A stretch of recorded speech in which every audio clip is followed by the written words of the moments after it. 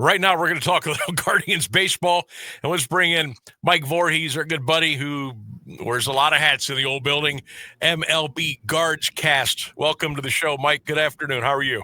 What's up, Sammy? I'm good, brother. How are you? And what is wrong with people? They just can't read. It's a hypothetical question, right? Right. I know. And people are losing their minds. Ryan Day's not leaving Ohio State, and I really hope he doesn't come to Cleveland. I think that's career suicide. Yeah, so. And look, the percentage of that happening is slim to none. Could it happen? Sure, it could, but I doubt it probably won't. And I just wanted to get feel people out a little bit and see how they would feel if that might happen. That's all. Right. And holy smokes, the pitchforks and the knives. I'm gonna have to watch out when I go out to the car tonight to go home. But it's all good. All right, Mike, hey, we got our skipper for the second year in a row, got manager of the year. Of course, we're talking about Stephen Vogt, got 17 first-place votes. And I will be honest with you, I could give two flips about manager of the year, silver sluggers, gold glove award winners.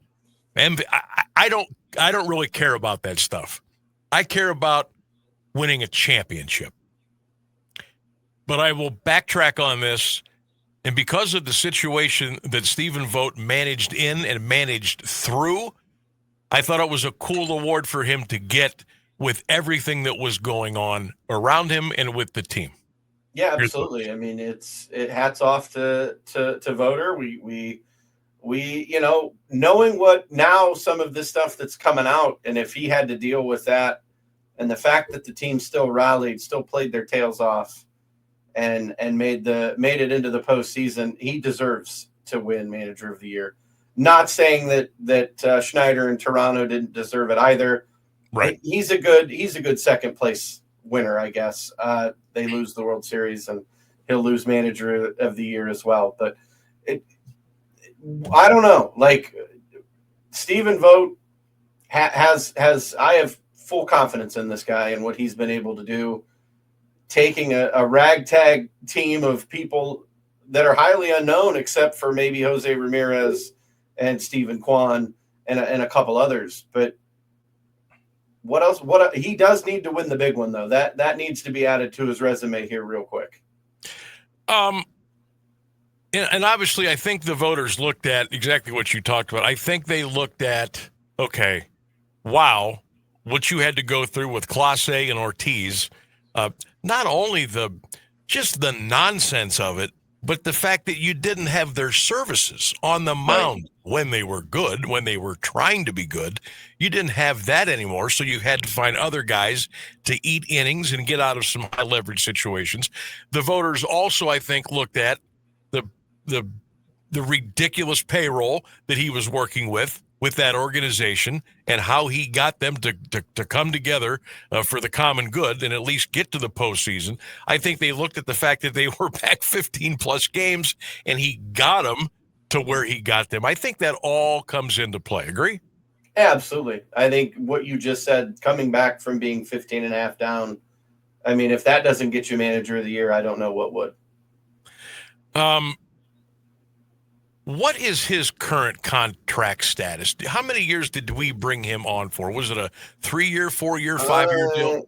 I thought it was 4. Let me double check really fast. That's the power of the internet. No, I bet your website works better than mine. Not gonna say anything. Not gonna say anything at all. Just because. Here's why I ask. Is it? So he signed a 3-year deal in November of 2023. Ooh, is it too early to start thinking about contract extension? No, it's never too early, especially if he continues to win and do what he's doing. And I think that's something that they might start to look at. I think that there's some other players that may come first. But he's had, 3 really good seasons now. If he started in 23? Well, this would be his second full year, yeah. So you've had 2 playoff runs. You went to the ALCS your first year, Yeah, you got knocked out against Detroit in the first round this year, but you've had 2 winning campaigns. No, you don't want another team to swoop in and take him away. Yeah, and he's so young, Mike. Right.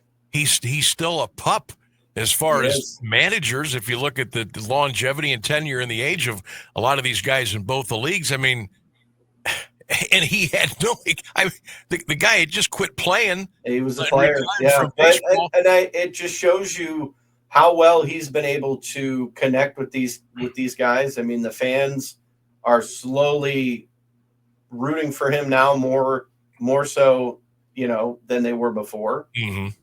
So I would agree with you 100%. Maybe it is time we have a contract extension talk.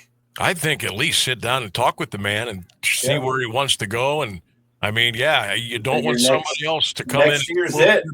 Yeah. 2026 would be it. So not. And there's going to be some openings coming up, and I wouldn't want anybody to take him right now. And look, does he make mistakes? Sure, he does. All managers do. Does he have a bad series here and there? Of course. Does he miss out on maybe not bunting and swinging away? Sure, but everybody goes through that. I'm just saying, this guy. I mean, he doesn't seem like a guy that's only been managing 2 years. He seems like a seasoned veteran by now. He relates to the players. I think he knows when to pull the strings, so to speak. And I think he learned that from watching Terry Francona from afar. Yep. I think we ought to keep an eye on this situation. That's I guess that's the main thing. Mike Vorhies is our guest, MLB Guardscast, joining us on the Sam Bourquin Show, 1310 WDPN, and of course the Q92 Radio YouTube channel and all of our social media platforms. So let's go back to Clase and Ortiz. What is the situation with the money with both those guys? So they will not get another penny, correct? Moving forward from this franchise. So from what I understand, they're both on the restricted list, and they're not getting paid any money right now. Okay. Obviously, pending this entire investigation, if they're proven innocent, then obviously things will change. But the more we're looking into this, the more it looks like the two of them are going to receive a lifetime ban, and they'll never play in the major leagues ever again. We've seen the reports of, and I wanted to mention this real quick, Fox 8, I mentioned this about 15 minutes ago. Ortiz was ordered GPS monitoring, and it was released on a $500,000 bond. That's courtesy of Fox 8 News. We don't know where the hell Emanuel Clase is. Yeah, we do. And he's not going to tell us. He's in the Dominican Republic, and if he's smart, that's where he's going to stay. He's not going to willingly come back, and if he is guilty, which all signs are pointing to it. I know the report broke the other day that no, it was for rooster fighting or cockfighting. Sure, we weren't betting on baseball. Yeah. My thing is here. Okay, so if he is in the Dominican Republic, if I was him, I wouldn't be showing my face anywhere because somebody could be coming after him, if you know what I mean. Oh, I understand that. So, I'm sure he's on some remote island somewhere, away from media, away from everything. I know that he spoke through his interpreter when he said that it was rooster fighting. But we've tried that before. Shohei Ohtani blamed his interpreter, and what happened there? That's a whole other discussion, Mike. Yeah, it is. You know what? I think we're going to have that right now. Why was that so quickly brushed under the rug, that whole situation? It had to be because they didn't have enough evidence saying that Shohei was guilty. And maybe it was the interpreter that was doing it all. I could see it happening. Shohei goes to LA. It's a big city. Lights, cameras, every move you do is being watched. I don't get the opinion that that's something that he does, but I don't know him. I don't obviously know him on a personal level. So let me put you in his shoes for a minute. Yeah. And I would gladly do the same. You mean to tell me somebody wouldn't notice that amount of money being out of their bank account? If he's not paying attention to it. I mean, I would want to know where every nickel and dime is going, but maybe to him, he has enough money to where that's something he's not worrying about at all.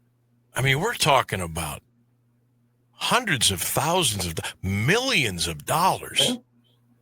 Yeah. I mean, that to me, I mean, wow, that's just, the more I think about that, that was just very swiftly put to bed. Yeah, it Like, was. it was like the MLB and even the networks made a point to, okay, let's just get rid of this right now.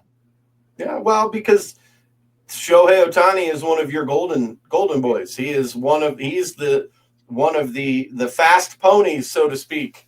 Him and Aaron Judge, and there's a few others where they're the face of Major League Baseball. We can't have this negative press about one of our good guys. No. We gotta get rid of this quick. Yeah, and that's the whole thing. But Mike, at the end of the day, that's wrong. That's wrong. It is. It absolutely is. If that amount of money was, and he was, I mean, that's just 100. I love Shohei Ohtani. I don't want anything to happen to him. But at the end of the day, man, that's 150% wrong. If that just got swept up like that, and sometimes that happens, and I guess it does. But I would not be surprised if someday somebody decided to redig on that and try to find some stuff. I wouldn't be surprised. Yeah. Oh, stuff usually comes out after the fact, and we didn't know that, or I didn't hear that before, and it very well could happen. But you look at this Ortiz and Clase stuff. I mean, Ortiz, something was wrong from the beginning. He disappears early on, and then they just keep extending the deadline. Well, then you throw Clase in the mix, and then you're like, oh no, like really, what are these two boneheads doing? And now we're hearing the story, and it's like for $12,000 each of them, they threw their Major League Baseball career away. Clase threw millions of dollars away for $12,000. Yeah, it makes me wonder if, and I am never in no means am I backing what they did. It almost has a little theme of maybe one or both of these guys was into somebody, and they were forced to carry this out, or else. Harm to them, harm to family members. This stuff can get real serious really quick. And I'm wondering if maybe that was because why on earth would you trade a couple of $1,000 for $20 million? I mean, who in their right mind would do that? That's the thing. And I'm hoping we find out more. I'd really love to see this go to court. I would love to just hear both sides of the story. Mm-hmm. Yeah, I would too. And then we can kind of understand and be like, okay, yeah, he was an idiot. Well, I hope they enjoy their, the ban, because that's what's coming. Mike Vorhies is our guest, MLB Guardscast. Check him out. Does a great job on the podcast. You guys just dropped one, last night or Monday night, was it? Monday night, yeah. We just talking about the whole Clase. Obviously, the Clase and Ortiz news broke Sunday about the indictment and Ortiz being arrested, so we wanted to drop that podcast. We talked about who we thought.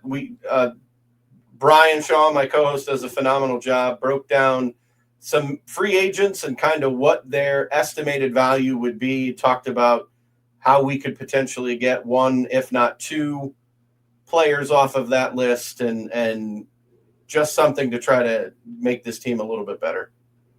So going down that route, and then I want to talk a little bit about what's in store for all of Major League Baseball coming around the corner sooner than later.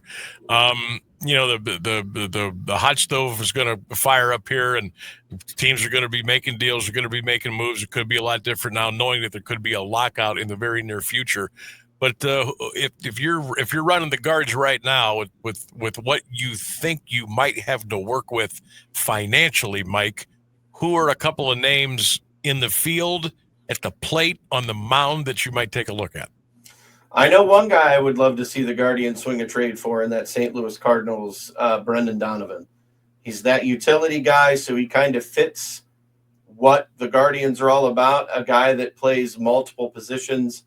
hit, I believe, 280 last year, 10 home runs, just a really good, solid, quality player. He could play second base until Travis Bazzana is ready to take the realm. He can go out to the outfield and right once Bazzana's here and give some stability to the outfield, because we know the Guardians just kind of threw whatever they could to see who would stick and who wouldn't stick. On that free agent list that Brian Shaw talked about, first baseman Rhys Hopkins was somebody that I really like.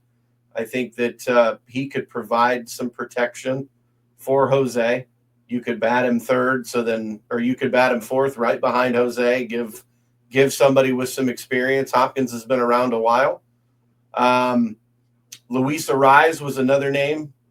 That name should sound familiar to Guardians fans. He played for the Twins and torched us all the time. And then he goes out to San Diego, and he's still hitting the ball really well. He can play first. He can play second.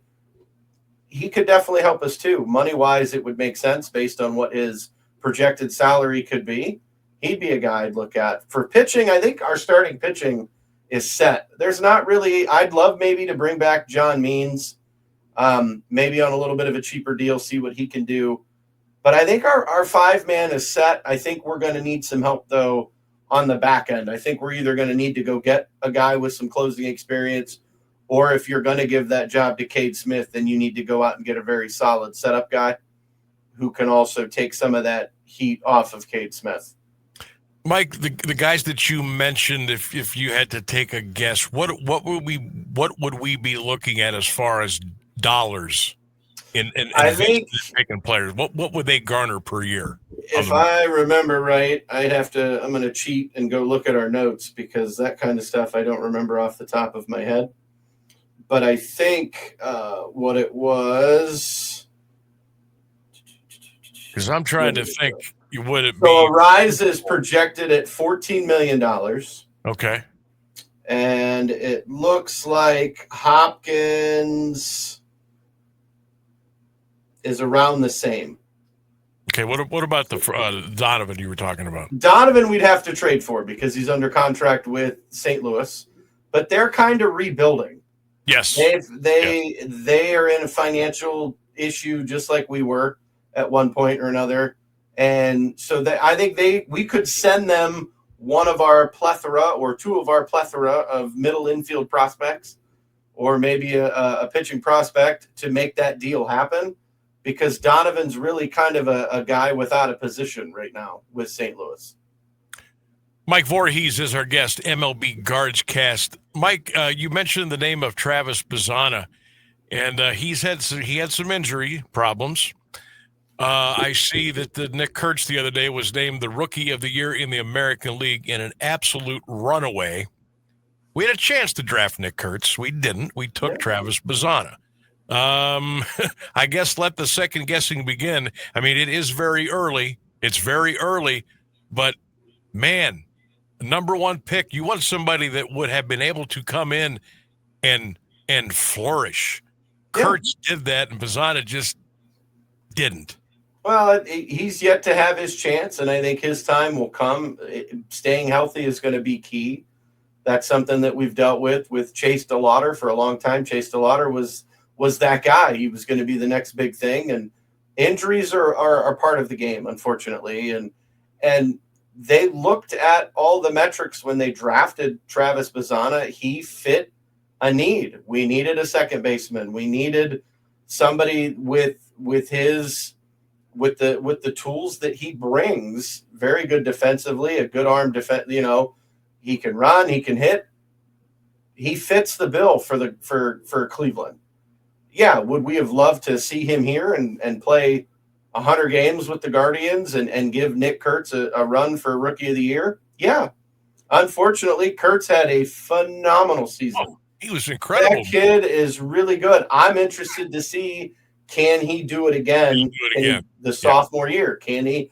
Was it a one-off, or is this something where, hey, the Guardians may have missed one and this kid may be phenomenal? Who knows? But we may be saying the same thing about Travis Bazzana at the end of 26, that, wow, I'm so glad we drafted him, and look how good he was, and look how much he's helping the team. And he could potentially be your leadoff hitter if Steven Kwan's here or not here. We know Steven's struggled the last 2 years. could be a time where he comes out of the leadoff role and you put Bazana leading off and maybe Quan hitting too. Could really help the offense. We don't know. Yep. Yeah, we'll have to wait and find out. Mike, appreciate you coming on today. It's some interesting times for the franchise, for the shift in ownership at some point to the Blitzer group, the possibility of a lockout, teams making moves during the winter season. I mean, there's so much. Don't forget the TV deal. Yeah, still yet to be announced. And yeah, that too. That could help us financially as well. So. Lots of things, man. Always love talking to you, Sammy. Always. Appreciate it. And baseball is, I think, of all the sports, you can truly talk baseball 365 days a year. Appreciate you coming on, brother. We'll see you soon. Yes, sir. Sounds like a plan, Sam. Thanks so much, brother. There you go. Mike Vorhies, MLB Guards Cast here on the Sam Bourquin Show, 1310 WDPN.